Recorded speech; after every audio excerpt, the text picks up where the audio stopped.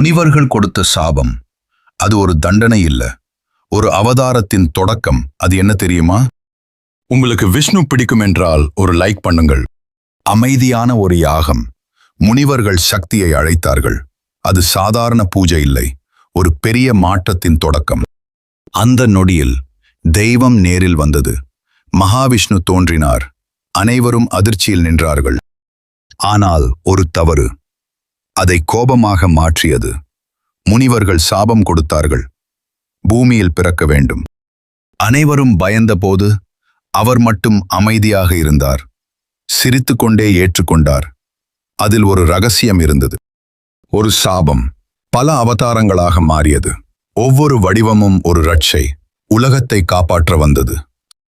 அவர் மனிதராக பிறந்தார், சாதாரண குழந்தை போல.